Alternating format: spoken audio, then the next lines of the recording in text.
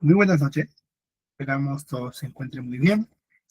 Agradecerles también de igual forma por la paciencia, ya que hemos tenido que reprogramar esta sesión algunas veces, pero se aprecia mucho el entusiasmo de querer indagar sobre este tema que es muy importante, aunque no muy abordado, denominado la motilidad gástrica e intestinal, ¿no?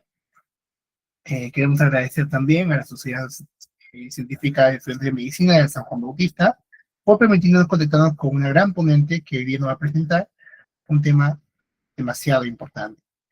Y bueno, sin más preámbulos, le damos el pase a la ponente para que pueda comenzar con la sesión correspondiente. Muchas gracias.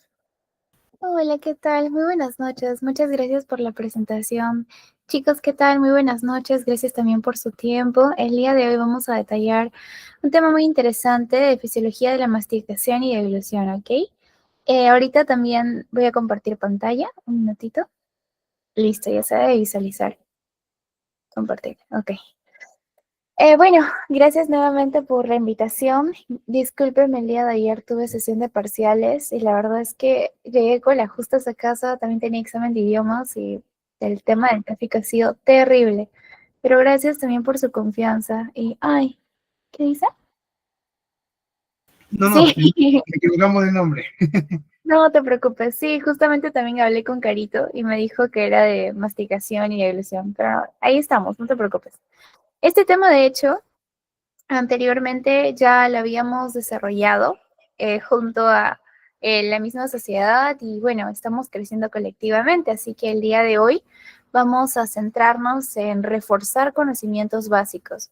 Quien les habla es Jennifer María Fuentes Mendoza, estudiante de la Universidad Científica del Sur. Actualmente estoy en quinto año, así que cualquier cosita me avisan. Yo encantada de poder desarrollar sus dudas y abordar parámetros necesarios, ¿no? Me he tratado de enfocar más que todo en explicarles con detalles curiosos y preguntas quizá un poco bien aleatorizadas, bien random, de cosas que en algún momento de nuestra vida nos hemos podido plantear, ¿no? Como qué pasa cuando comemos. A veces no nos preguntamos qué pasa con la comida, ¿no? Una vez que entra a nuestro cuerpo, cómo se va metabolizando, cómo nuestro cuerpo mientras estamos deglutiendo comienza a trabajar. Cuáles son estas enzimas que vamos a ir absorbiendo, degradando. O sea, es todo un mundo. Por eso el tema de la fisiología gastrointestinal, la fisiología particularmente de la masticación y deglución, eh, es un estudio tan grande que nos ayuda a entender cómo funciona nuestro sistema digestivo, cómo el cuerpo transforma alimentos en nutrientes, que nos dan energía, nos ayudan a crecer, a mantenernos sanos. Cosas que también nuestras familias a veces nos han ido inculcando desde muy pequeños, pero con una visión generalizada. Y nosotros, para centrarnos en el área de salud, vamos a verlo a nivel molecular. Un poquito más complejo, pero entendiéndolo, ¿ok? Entonces, el sistema gastrointestinal, ustedes saben que está formado por varios órganos que trabajan en equipo. Entre ellos tenemos a la boca, el esófago, estómago, intestino delgado, intestino grueso, ¿correcto? Y todo este proceso va a desencadenar una cadena de pasos coordinados como si fuera una fábrica súper bien organizada que sabe explícitamente qué cosa tiene que hacer. Y particularmente hoy vamos a abordar el tema de cómo funciona el esófago, cómo la comida va a trasladarse a través de la acción de la motilidad y otros factores para entender un poco más sobre su fisiología, ¿ok?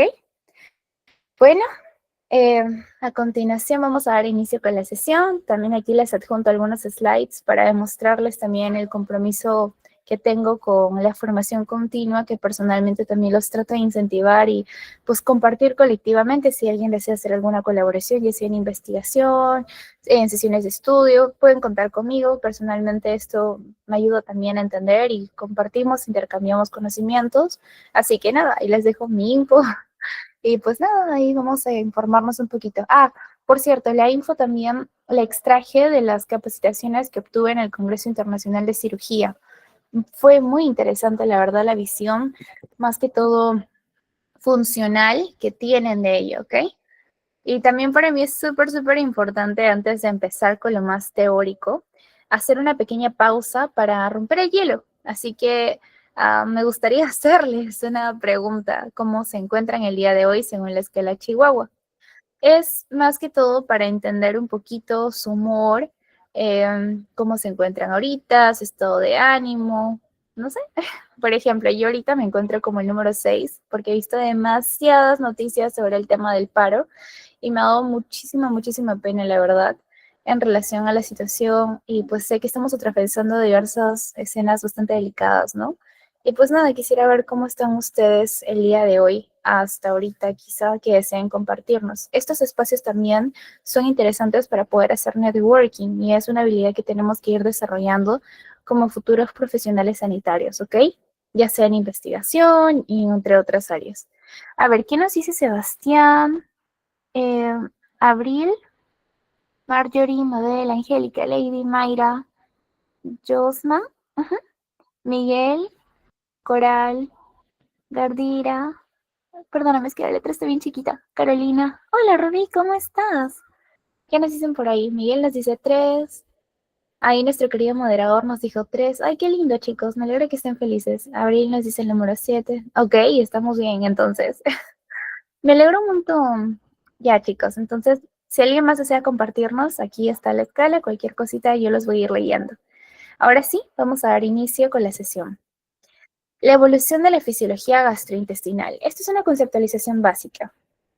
Aquí nos hacemos la pregunta de qué hace el sistema gastrointestinal.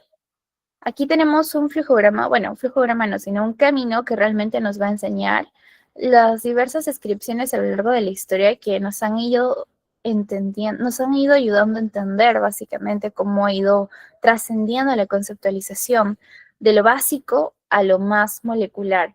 Su función principal, como entenderán, es transformar alimentos en sustancias en el cuerpo que básicamente puedan ser absorbidos, puedan ser utilizados. Y este proceso inicia en la boca, donde van a ocurrir dos tipos de digestión, la mecánica y la química, ¿no? Esta es una descripción empírica, una comprensión inicial y básica que podemos enfocar. Ya sabemos que la digestión mecánica se centra en donde los dientes trituran, muelen alimentos, pedacitos más pequeños, la lengua y las mejillas ayudan a mezclar todo, se va formando el famoso bolo alimenticio que es una masa blanda. La digestión química es gracias a la saliva que se produce por las glándulas salivales que contienen enzimas que empiezan a romper alimentos a nivel molecular y gracias a el bolo se humedece y hace que sea digerible con mayor facilidad.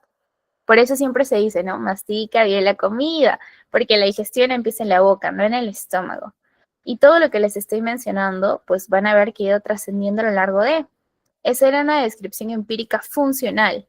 Sin embargo, se fueron descubriendo procesos digestivos clave que a lo largo de demostraron que teníamos funciones tanto pancreáticas, del sistema nervioso con el control neural de la secreción gástrica, la identificación de ciertas hormonas que descubrieron a lo largo de la famosa subespecialidad de endocrinología digestiva, por si alguien desea conocer un poco más de este área, les invito a leer.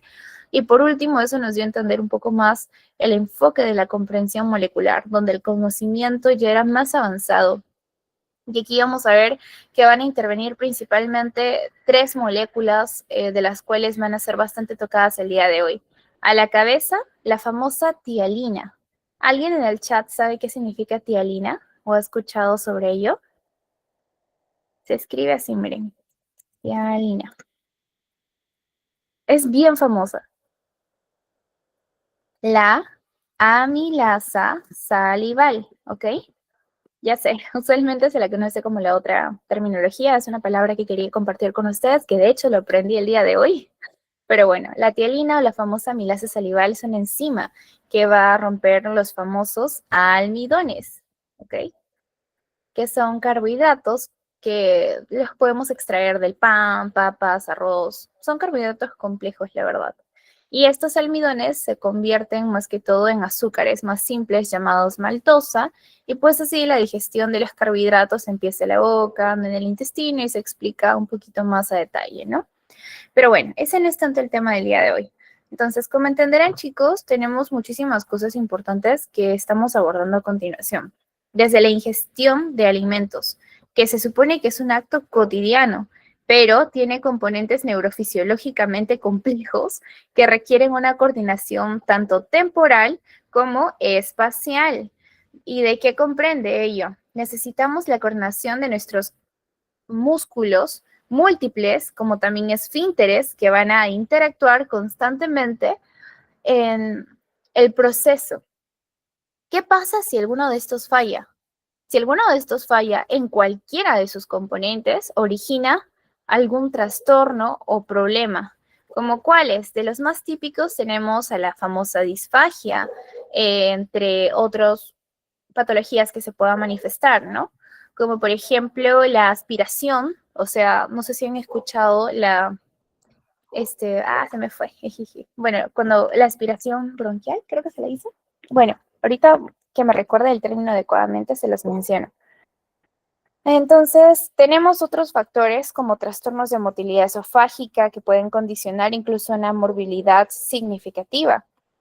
Y en general, pues, comprender tanto su fisiología, tanto de la masticación como la deglución, es muy importante y vital para poder saber qué es lo que le está pasando a nuestro paciente.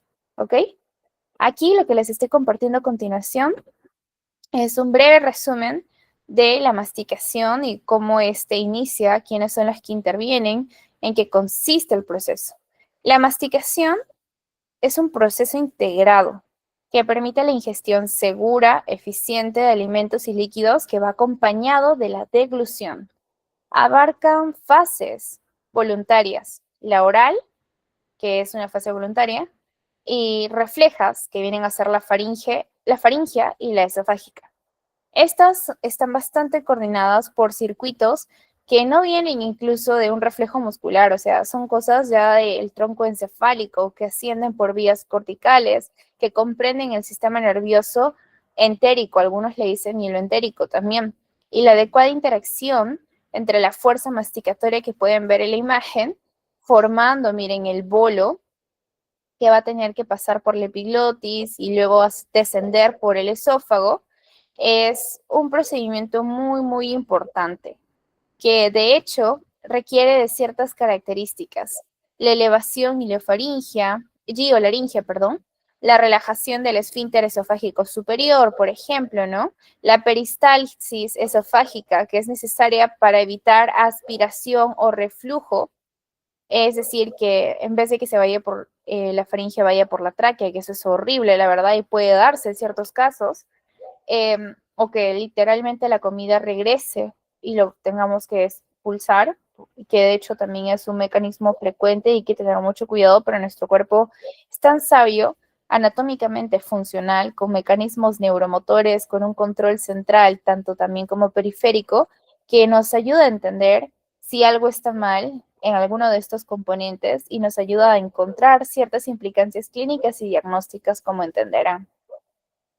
Lo que vamos a ver a continuación son las moléculas claves que les había mencionado. La famosa tialina, la amilasa salival, que inicia la hidrólisis del almidón a maltosa. Ya les expliqué un poquito de ese mecanismo. También les hablé sobre la mucina.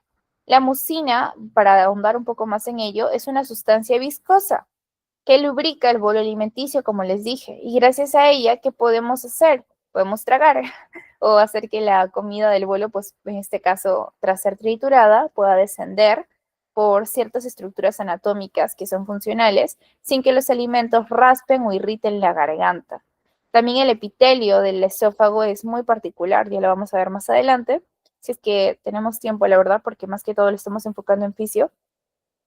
Y otra de las moléculas claves a tratar es la inmunoglobulina A, que de hecho es también, junto a la lisozima, la inmunoglobulina A secretora, considerada una defensa inmunológica. Son conocidas como las moléculas defensivas. La inmunoglobulina A ayuda a reconocer y a neutralizar microorganismos dañinos. Y la lisozima rompe las paredes de algunas bacterias. En resumen, la saliva no sirve solo para digerir, sino también para defendernos de ciertos agentes o microorganismos. Entonces, cuando pensamos en la boca, no debemos imaginar solo dientes o lengua o cómo el bolo pasa, sino también es considerado como la ciencia lo determina, y según lo que leí en el foro de aquella oportunidad que estuvimos en el Congreso, y me llevo esta frase, un laboratorio químico y una barrera de defensa al mismo tiempo, ¿ok? Y aquí está el proceso de la digestión de la boca.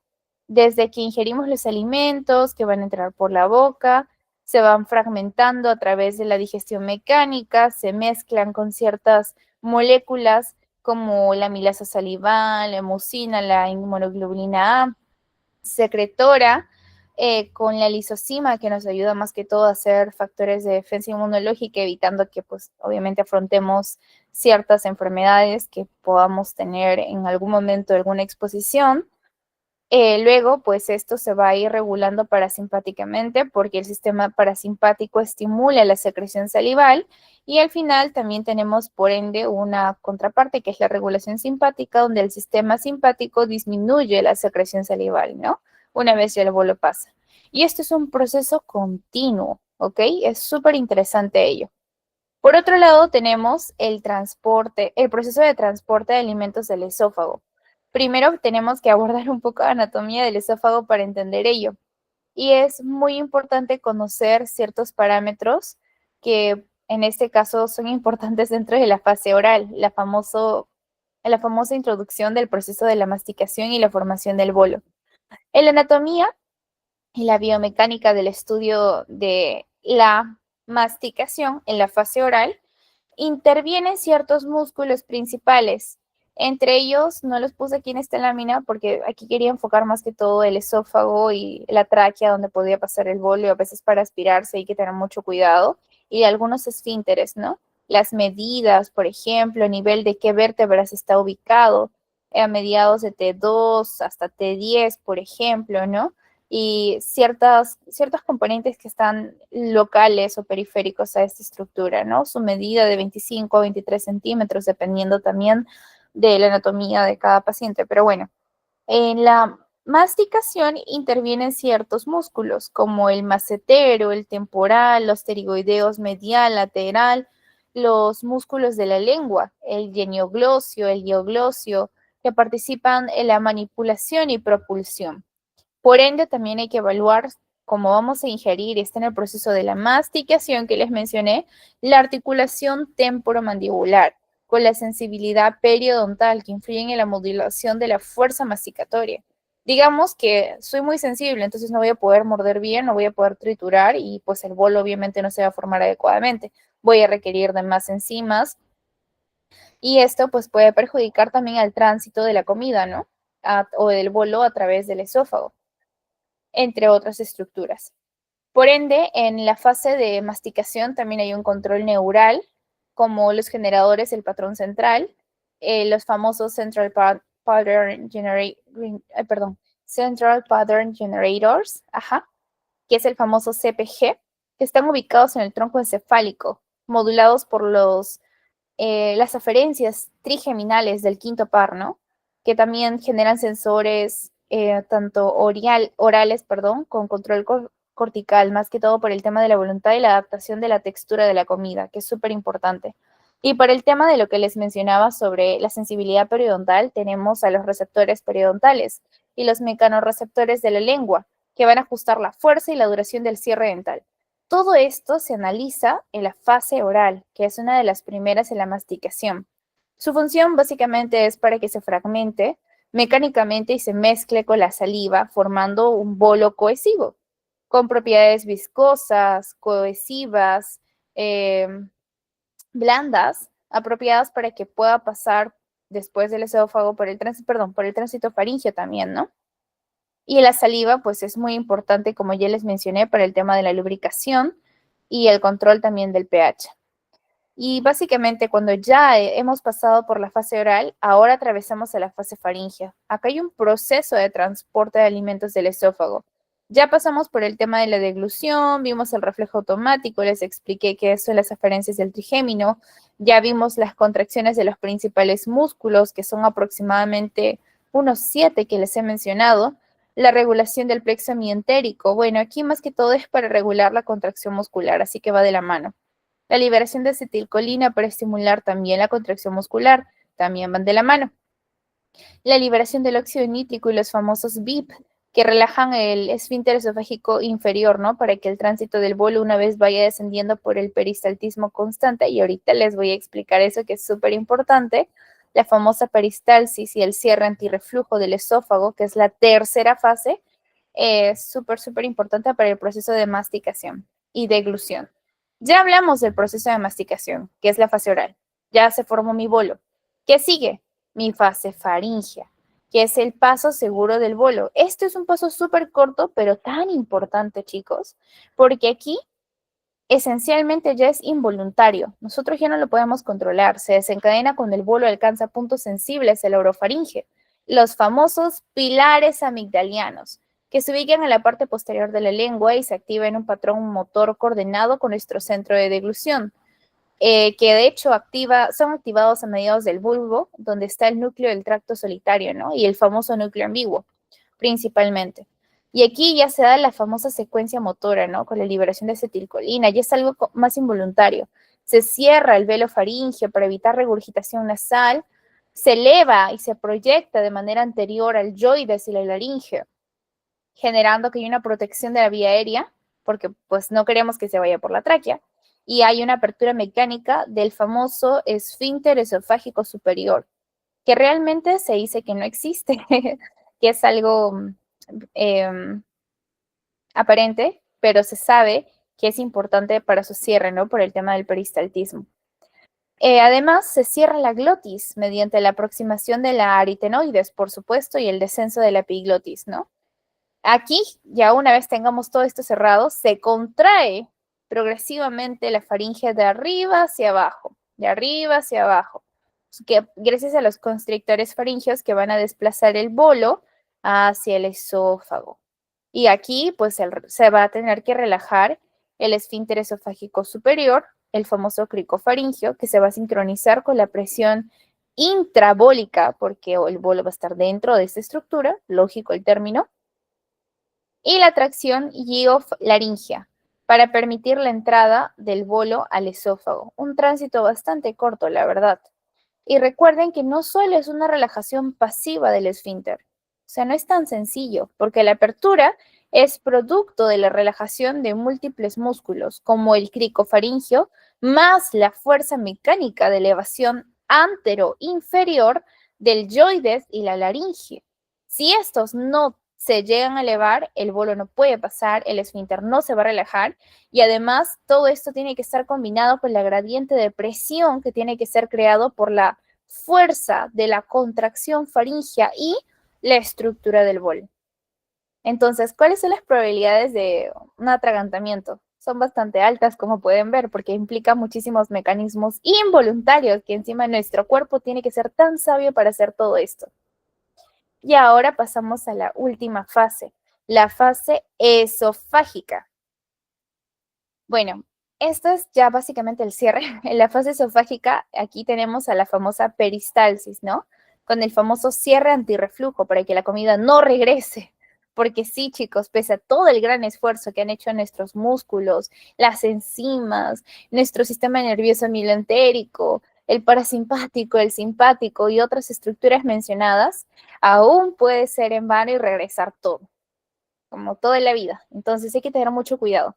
La fase esofágica va a centrarse una vez que el bolo ya ha bajado y estamos en el tercio del esófago, primero superior, aquí, lo dividimos en tres.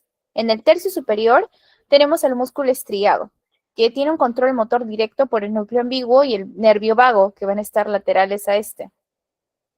En el tercio medio es mixto, ¿ok? La función funcional. ¿Por qué? Porque en el inferior ya no tenemos un músculo estriado, tenemos un músculo liso. Por eso el medio es mixto, la transición de ambos, ¿ok? En el tercio inferior tenemos el músculo liso que es controlado por el plexo mientérico, ya no por el núcleo ambiguo y el vago, sino plexo mientérico. Y el vago interviene, pero principalmente el famoso vagus enteric, que es un término que me llamó bastante la atención. Bueno, entonces aquí lo que va a pasar es que haya peristalsis para que el bolo que ya está preparado pueda bajar y ascender progresivamente. Sin embargo, hay tipos de contracción. Tenemos la peristalsis primaria, donde se genera una onda peristáltica iniciada y localizada por el acto meramente de tragar, coordinada por el transporte del bolo desde la apertura del esfínter esofágico superior Obviamente se va a tener que cerrar para que no se regrese la comida, va a bajar, bajar, bajar hasta llegar al esfínter esofágico inferior que estaba cerrado y va a tener que aperturarse para que el bolo baje y descienda al estómago. Esa es la peristalsis primaria, pero hay otro tipo de contracción, la peristalsis secundaria, que es una respuesta a la distensión esofágica.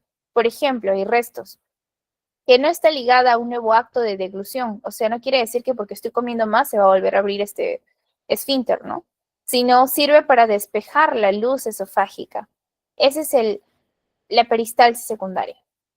Luego tenemos la coordinación entre contracción excitatoria, que está mediado por la acetilcolina.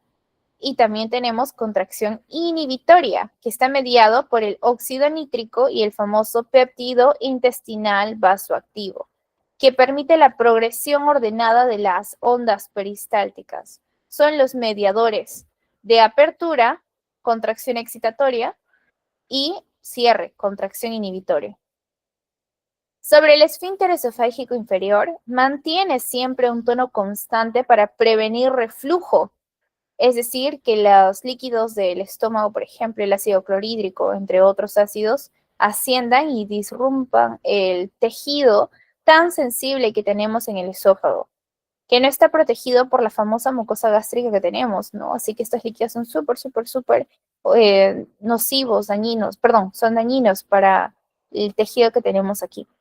Además que si incluso asciende, porque ambos esfínteres llegaron a abrirse, pues puede dañar toda la mucosa, por supuesto. Por eso el esfínter esofágico inferior es súper importante. También su relajación refleja la llegada del bolo y es una respuesta mediada por vías inhibitorias del plexo entérico y el nervio vago, ¿ok? Ya para culminar, recuerden que no solamente es un proceso a nivel gastrointestinal, sino que también tenemos un control central y periférico de la deglución. Intervienen ciertos centros y vías, la NTS, el núcleo ambiguo, el córtex, ganglios basales, cerebelo. ¿Y qué hace cada uno de estos? ¿Qué hacen los neurotransmisores? Como el óxido nítrico, la acetilcolina. ¿Qué es la sensorialidad? Entre otros. Todo eso es una clase literalmente de la famosa endocrinología digestiva, que es algo que también llegué a aprender en su momento y me gustaría compartir con ustedes como un plus. Básicamente el NTS integra aferencias sensoriales viscerales y orales que envían señales a los núcleos motores, el ambiguo y el dorsalis del vago, que de hecho justo les explicaba inicialmente, ¿no? Que es lo que pasa en la fase 2 y en la fase 1. Y en el núcleo ambiguo tenemos el principal orden de las motoneuronas para el esfínter esofágico superior y los músculos faringes y laringes, que ya saben qué es lo que va a hacer.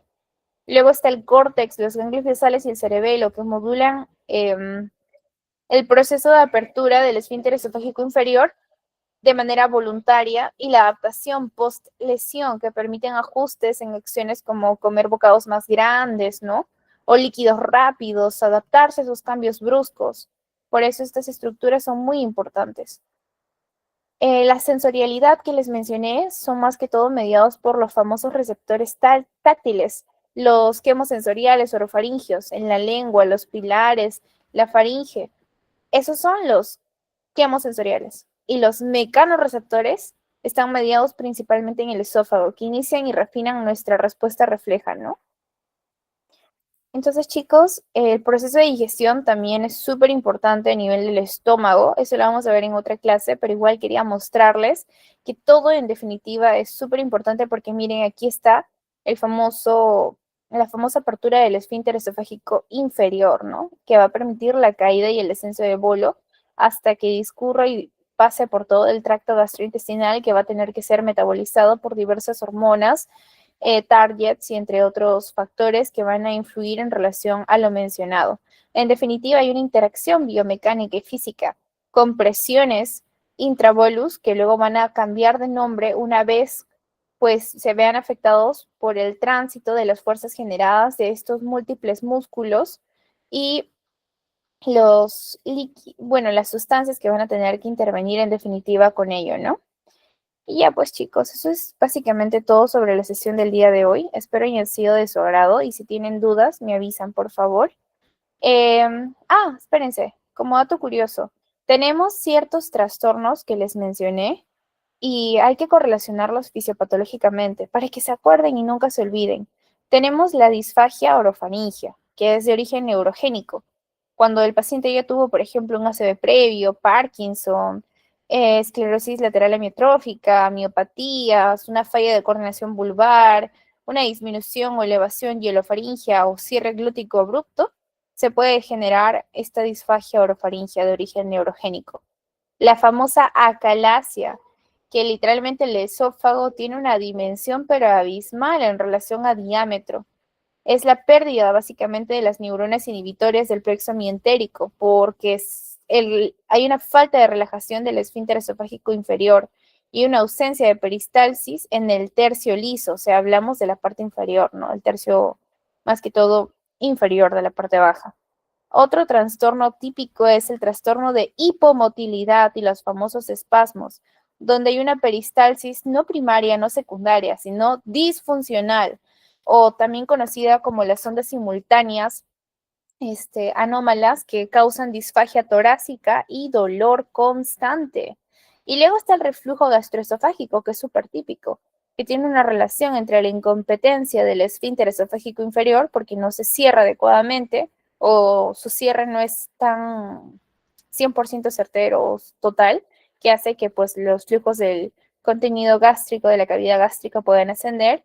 Hay una motilidad también inefectiva, hay en síntomas extraesofágicos como tos o aspiración que les mencioné en la tráquea, y entre otros parámetros, ¿no? Y por supuesto hay tratamiento, hay rehabilitación de la deglución como técnicas comportamentales, las maniobras de Mendelssohn, la supraglótica, cambios posturales, la de chin tuck, la de head rotated, para proteger nuestra vía aérea, ¿no?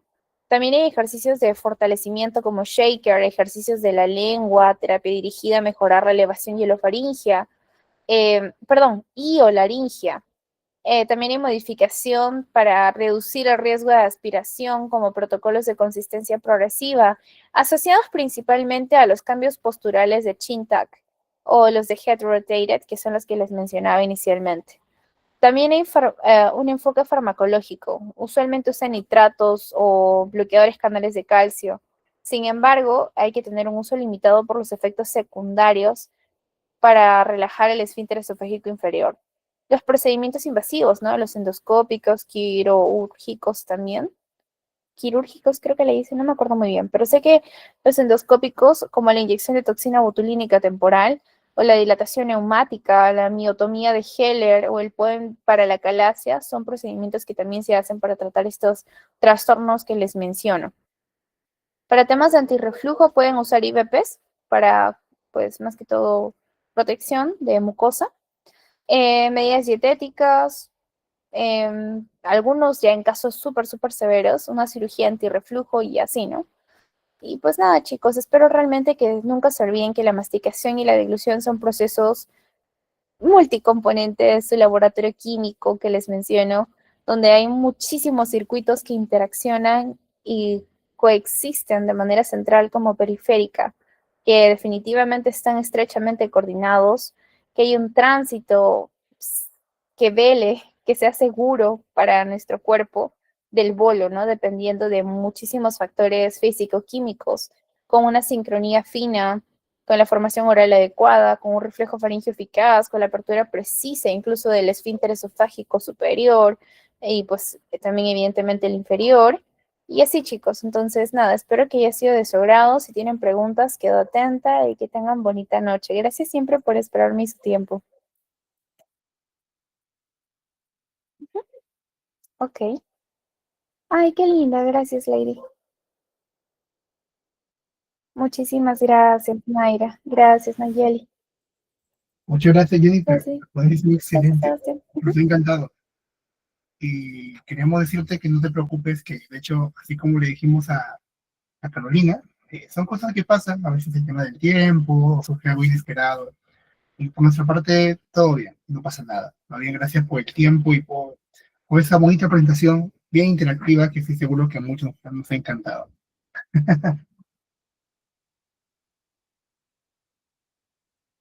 Muchas gracias. Gracias por la invitación y me alegra haber podido expresar justo el día de hoy estos puntos a tratar. Que tengan muy bonita noche, chicos. Éxitos con la semana. Tengan cuidado, por favor, de salir. Me llevado muchas sorpresas, me da mucha penita, la verdad. Y gracias por escucharme atentamente. Ah, acaban de mandar el post. Hola, Carito, ¿cómo estás? Un gusto. De igual forma,